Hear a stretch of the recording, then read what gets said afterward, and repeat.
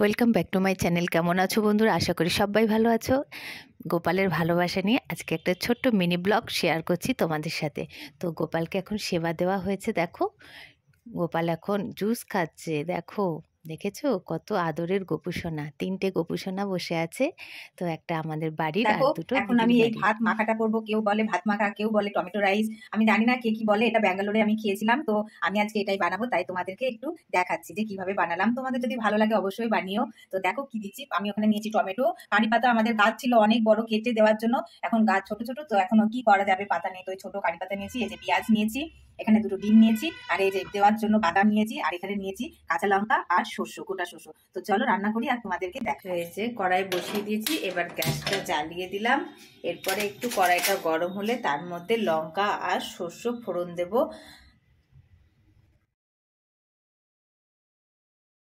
তেল নিয়ে দাঁড়িয়ে আছি, কড়াইটা গরম হয়ে গেলে তেলটা দেব। তো দেখে নিই কড়াইটা গরম হয়েছে কিনা। হ্যাঁ, কড়াইটা গরম হয়ে গেছে। এবার তেলটা দিয়ে দেব। তারপরে একটা একটা করে উপকরণ ভাজবো, ভেজে তারপরে বানাবো। তো এই যে বাদাম দিয়ে দিয়েছি। প্রথমে বাদামটা ভেজে নেব, তারপরে একটা একটা করে উপকরণগুলো দিয়ে দেবো। তোমরা সাথে দেখতে থাকো। অনেক ভালোবাসা বন্ধুরা, এইভাবে পাশে থেকো, সাথে থেকো। তোমাদের ভালোবাসা, আশীর্বাদ আমার খুব দরকার। তো এই দেখো বাদামটা ভাজা হয়ে গেছে। এবার বাদামটা আমি তুলে নেব। লাল করে ভেজে নিয়েছি বাদামগুলো।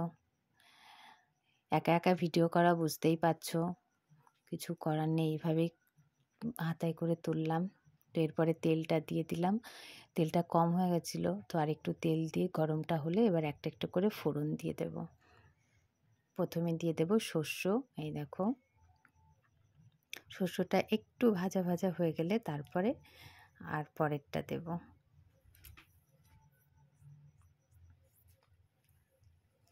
এই শস্যটা ভাজা ভাজা হয়ে গেছে। এরপরে দিয়ে দেব হচ্ছে কারি পাতা। এই দেখো কারি পাতাগুলো দিয়ে দিলাম। ভালোই লাগে খাবারটা খেতে, খারাপ লাগে না। তারপরে কাঁচা লঙ্কা দিয়ে দিলাম। কাঁচা লঙ্কার পরে এই যে পেঁয়াজগুলো একটু ভাজা ভাজা করে নেব। একটু লবণ দিলে সবাই নাকি বলে পেঁয়াজটা বেশ সুন্দর নরম হয়। তো একটু লবণ দেওয়ার পরে একটু নাড়াচাড়া করে তারপরে পরেরটা দিয়ে দেব, মানে টমেটো।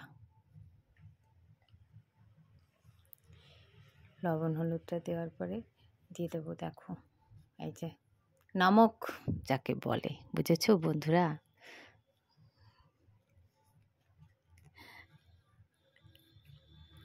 ভাজতে থাকো, সবাই সাথেই থাকো, দেখতে থাকো। এই তোমরা চলে যেও না, একটু দেখো প্লিজ, দেখো বন্ধুরা প্লিজ, ফ্রেন্ড দেখো।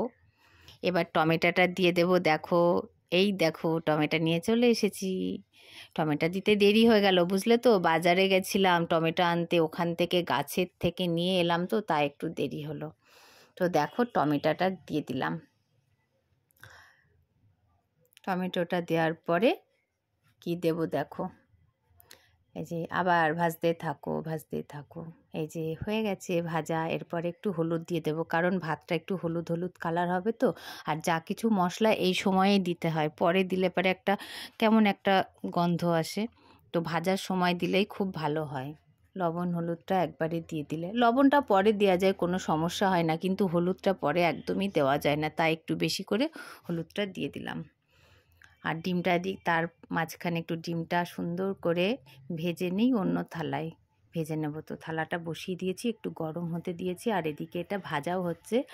এবার তেল দিয়ে দেব, দিয়ে এখানে ডিমটা ভাজতে দেবো, আর তার মধ্যে দিয়ে দেব ভাত। এর মধ্যে ভাত দেবো না কিন্তু আমি, হ্যাঁ এই কড়াইয়ের মধ্যে ভাত দেবো, বুঝেছো? এই যে বাদাম দিয়ে দিলাম, বাদামটা একটু নাড়াচাড়া করে এর ভিতরে ভাত দিয়ে দেব। আর ওইদিকে ডিমটা ভাজতে থাকো হচ্ছে, বুঝেছো?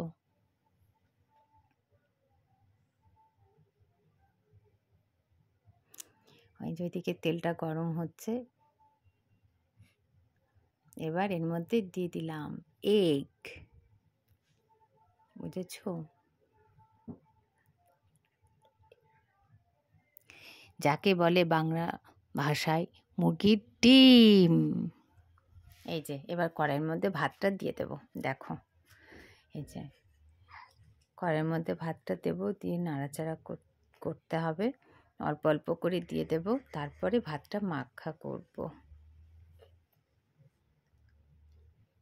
কি করব, একা একা এক হাতে ক্যামেরা ধরা আর এক হাতে রান্না করা তো একটু সমস্যা হয়েই যায়, কিন্তু কিছু করার নেই, এইভাবেই করি আর কি করব। আর তোমরা একটু সাপোর্ট করো, আমি এত সুন্দর করে কষ্ট করে ভিডিওটা করছি বন্ধুরা, তোমরা কি আমার পাশে থাকবে না বলো?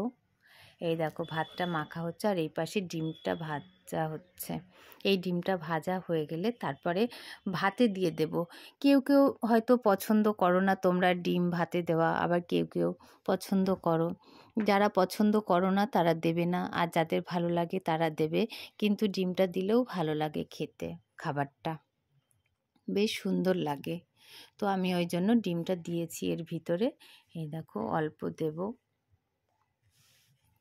এই যে কুচি কুচি করে নিয়ে একদম ছোট ছোট করে নিয়ে লাস্টে এটা দিচ্ছি। এই যে ডিমটা দেওয়ার পরে একটু নাড়াচাড়া করে এটা নামিয়ে ফেলবো, ব্যাস এটা রেডি।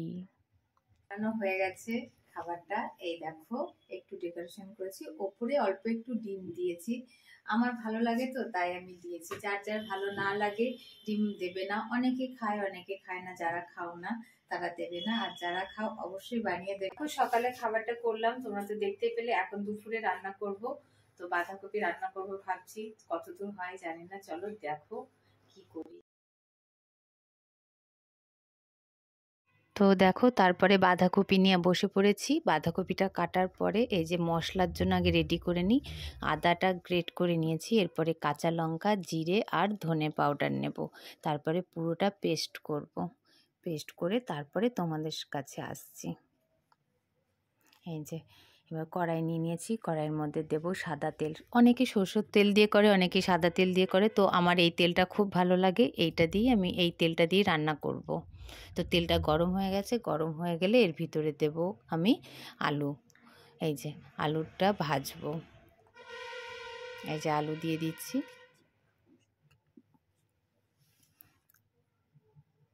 যে কটা ছিল সবকটাই আলু দিয়েছি, ঠিক আছে বন্ধুরা, আমি কিন্তু বাটিতে রাখিনি। আর এই যে লবণ হলুদ দিয়ে দিচ্ছি, দিয়ে ভাজা ভাজা করে আলুটাকে তুলব। হ্যালো বন্ধুরা, তোমরা চলে যেও না, একটু আলুটা কিভাবে ভাজা হচ্ছে তোমরা একটু দেখো। যে যে জানো শেষে দেখো, আর যে যে জানো না শেষে দেখো না প্লিজ। তো তার মাঝখানে তোমাদেরকে দেখিয়ে দিই কী কী। এই দেখো মটরশুঁটি নিয়েছি বাঁধাকপিতে দেওয়ার জন্য, আর এখানে নিয়েছি বাঁধাকপি, আর হচ্ছে মশলাটা ওখানে নিয়েছি ডাল, তোমরা তো দেখতেই পেলে। এই যে আলুটা ভাজা হয়ে গেছে, এবার আলুটা তুলে নেব আস্তে আস্তে। এই যে একবার দুবার দেখেছো, তো আলুটা তুলে নিয়েছি। এর মধ্যে এবার দিচ্ছি ফোড়ন, তেলের মধ্যে দিলাম শুকনো লঙ্কা, একটু পাঁচ ফোড়ন দিচ্ছি অল্প, আর দেব হচ্ছে তেজপাতা, আর দেব হচ্ছে কলাইয়ের ডাল, বুঝেছো? কলাইয়ের ডাল দেব ফোড়নে, তারপরে দেখো এই দেখো ডাল, কলাইয়ের ডাল। নাড়তে থাকো নাড়তে থাকো নাড়তে থাকো, সবাই দেখতে থাকো দেখতে। এই বন্ধুরা তোমরা যেও না প্লিজ, একটু দাঁড়িয়ে দেখো আমি রান্না করছি কত কষ্ট করে গরমের মধ্যে। ও সরি, এখন তো শীতকাল। তো যাই হোক, মাছের মাথাটা তোমাদের দেখানো হয়েছিল না, তো মাছের মাথাটা এর ভিতরে আগে দিয়ে দিলাম। মাছের মাথাটা তেলের মধ্যে দেখো ভাঙতে যাচ্ছি, কত শক্ত, কি করব বলো, ভাঙতে পারলাম না। যাই হোক এরকমই থাক। ওর মানে মাছের মাথাটার খুব রাগ যে আমি ভাঙবো না, তা বললাম তাহলে থেকে যা এরকমভাবেই।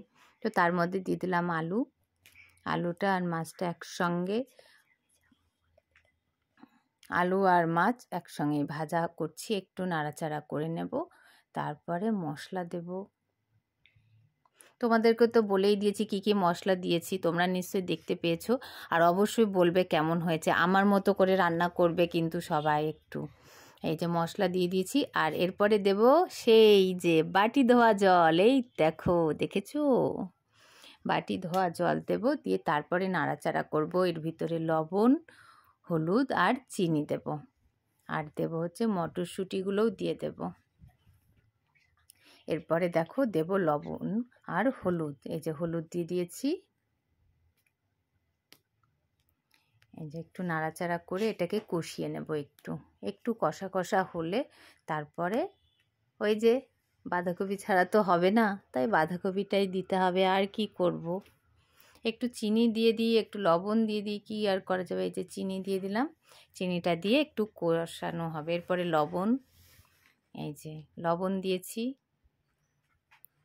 এরপরে নাড়তে থাকো নাড়তে থাকো, বুঝেছো? তারপর বন্ধুরা বলো তোমরা কেমন আছো, তোমাদের রান্নাটা কেমন লাগলো অবশ্যই কিন্তু একটু কমেন্ট করবে, শেয়ার করবে, ঠিক আছে? এই রান্নাটা আমি কখনো শেয়ার করার কথা বলি না, এবার বললাম, কারণ বাঁধাকপিটা তো আমার এইভাবে রান্না করতে খুব ভালো লাগে, তাই তোমাদের সবাইকে বলছি একবার এইভাবে রান্না করে দেখো কেমন লাগে, অবশ্যই তোমাদের ভালো লাগবে। তো মানে মশলাটা কষানো হয়ে গেছে, এরপরে একটু জল দিলাম, কারণ বাঁধাকপিটা যখন দেব এটা রেখে দেব তো নিচের দিকে পুড়ে যেতে পারে, সেই জন্য অল্প একটু জল দিলাম। একটু নাড়াচাড়া করে এর ভিতরে আস্তে আস্তে বাঁধাকপিগুলো দিয়ে দেবো, আর এক ফোঁটাও আমি জল দেব না, একদম শুধু রান্না হবে, শুধু এইটুকুই জল দিলাম, যদি বাঁধাকপিটা পুড়ে যায় ওই জন্য। তো এবার বাঁধাকপিগুলো দিয়ে দিই। এই দেখো চলে এসেছে বাঁধাকপি, একাই চলে এসেছে, দেখেছো? তো দেখো এখন বন্ধুরা এটা কিন্তু আমি বাঁধাকপি কড়াইয়ে দিচ্ছি, আমি ডেকোরেশন করার জন্য ওরকম ছিটিয়ে দিচ্ছি না কিন্তু, বুঝেছো? তোমরা যেন ভেবো না যে কড়াই এইভাবে ডেকোরেশন করছে, আমি কিন্তু সেটা করছি না, আমি রান্না করার জন্য বাঁধাকপিটা দিচ্ছি, বুঝেছো? তো তোমরাও এইভাবেই দিও, দেখবে আরও বেশি ভালো লাগবে খেতে। তো যাই হোক, অনেক হাসি মজা তোমাদের সাথে করি, অনেক কথা বলি। তো জানি না তোমরা কেমন আছো, কে কোথায় আছো, সে যেখানেই আছো এইভাবে একটু রান্না করে দেখো, অবশ্যই তোমাদের ভালো লাগবে। তো এখন একটু নাড়াচাড়া করে বাঁধাকপিটা ঢেকে রাখবো, ঢেকে রেখে একদম সিমে রাখবো, ওইভাবেই থেকে যাবে। আস্তে আস্তে নাড়াচাড়া করবো, কিন্তু একটুও জল দেব না, এই যেটুকুনি অল্প একটু আমি জল দিয়েছি এই জলটাতেই পুরো বাঁধাকপিটা রান্না হবে। এই যে নাড়াচাড়া করছি, পুরো নিচের মশলাটা উপরে উঠিয়ে দিয়েছি, বাঁধাকপিটার সঙ্গে পুরো মিশিয়ে দিলাম। এই যে এরপরে আমি ঢাকনাটা দিয়ে ঢেকে দেব, আস্তে আস্তে বাঁধাকপিটা হয়ে যাবে। তো চলো একটু এবার ঢাকা দিয়ে দিই। এই যে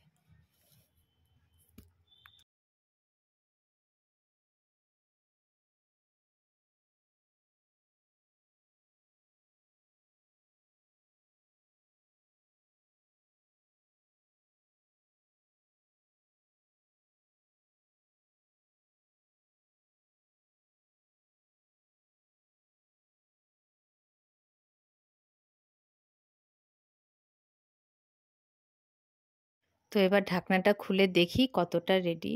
ফাইনাল না, ফাইনালি আমার বাঁধাকপিটা রেডি।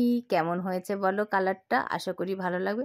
ও তোমাদেরকে তো বলতে ভুলে গেছিলাম যে ঘি দিয়েবো, এতে একটু ঘি আর গরম মশলা দিলে ব্যাস রেডি। এই দেখো, তো এখানেই শেষ করছি। বাঁধাকপিটা কেমন লাগলো বলবে, অবশ্যই এইভাবে সবাই রান্না করো, একবার দেখো খেয়ে তোমাদের সববার ভালো লাগবে, এটা আমার বিশ্বাস। তো দেখো রান্না করার পরে এসে দেখছি তিন গোপাল সোনা দেখো আবার খাবার নিয়ে বসে পড়েছে, কি লোভী। তো এই দেখো মাংকি চলে এসেছে, এখানে বসে আছে। জানো তো বন্ধুরা, আমার বর না শুধু আমাকে মাংকি বলে, মাম্পি নামের জন্য আমাকে বলছে, এই দেখো তোমার দেখো বন্ধু এসেছে, দেখো দেখো, আমাকে এই কথা শুধু বলে। তো যাই হোক, আমাদের পাশে আর কি এসে বসেছে, আমাদের পাশে না, আমাদের ঘরের পাশে ছাদ আছে, এখানে এসে বসেছিল দেখো। তো ভাবলাম তোমাদেরকেও একটু দেখিয়ে দিই, কে কে জানি না হনুমান দেখেছো, তো যারা যারা দেখোনি আর একবার একটু দেখে নিও। আমার নাকি বন্ধু, আমার নাম মাম্পি, ওরা মাম্পি। তো যাই হোক, ওই হবে আর কি। তো আমি আর কিছু বলবো না, আমার ভারী শরম লাগছে। তো দেখো একটা একটা করে এসেই যাচ্ছে। এই তোদের কি আর কেউ আছে বল, যদি থাকে আর দুটো ডেকে নিয়ে আয়, দেখেছো?